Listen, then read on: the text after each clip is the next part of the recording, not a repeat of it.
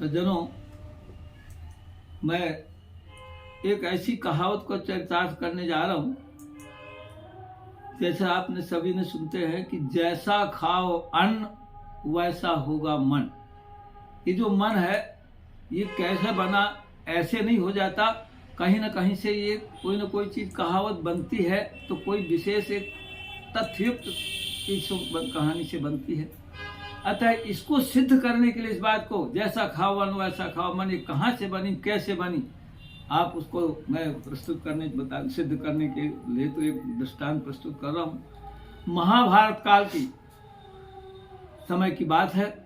इस समय महाभारत का युद्ध जब समाप्त हो गया और उस समय भीष्म पितामह जी मृत्यु शैया में लेटे हुए थे।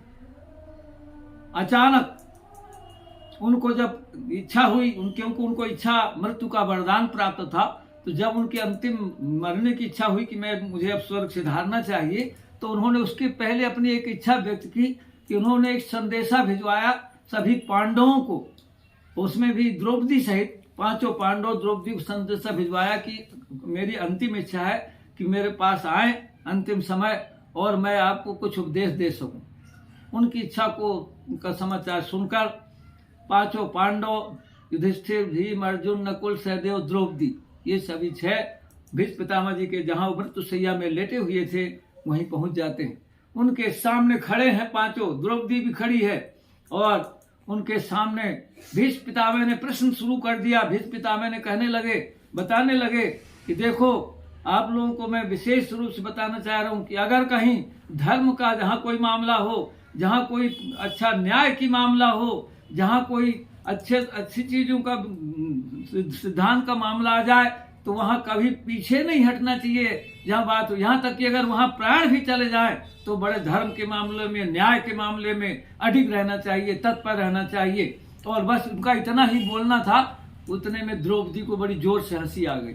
जैसे द्रौपदी को हंसी आ गई तो याद रहे, चूंकि हंसी तो आ गई लेकिन इसके बाद बड़ी चिंतित हुई वो, क्योंकि उस समय इतनी मर्यादा रहती थी, उस समय इतनी मर्यादा को देखते हुए कि मैंने क्या इनके सामने कह डाली, कैसे हंस दिया, मुझे क्या सोचेंगे मेरे बारे में, बहुत लज्जित होने लगी। इसके बाद वो समझ गए भीष्म पितामह जी ने।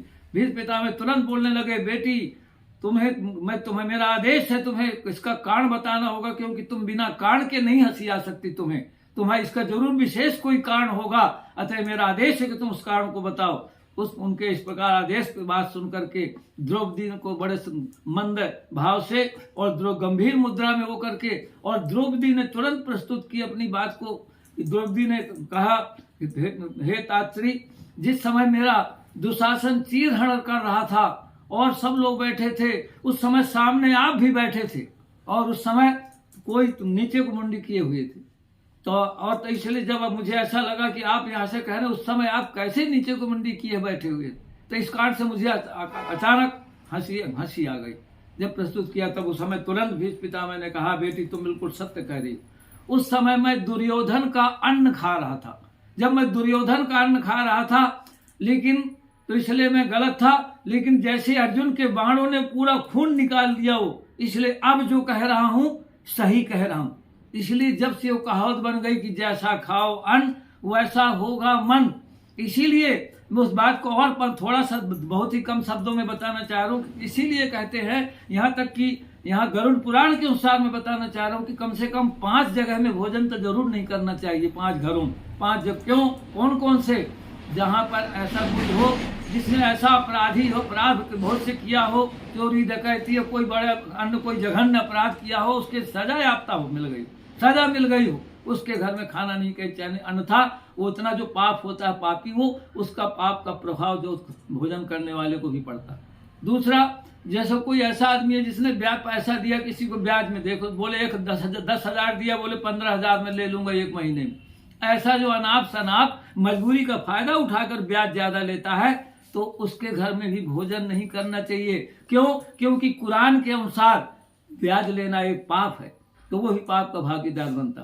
तीसरा, और किसके यहाँ भोजन, निर्दयी जैसे दुर्योधन जैसा, ऐसा निर्दयी के यहाँ भी भोजन नहीं करना चाहिए। निर्दयी कोई हो, अत्याचारी हो, उसके यहाँ भी भोजन नहीं करना चाहिए, क्योंकि उसका भी पाप का प्रभाव भोजन करने वाले पर पड़ता है।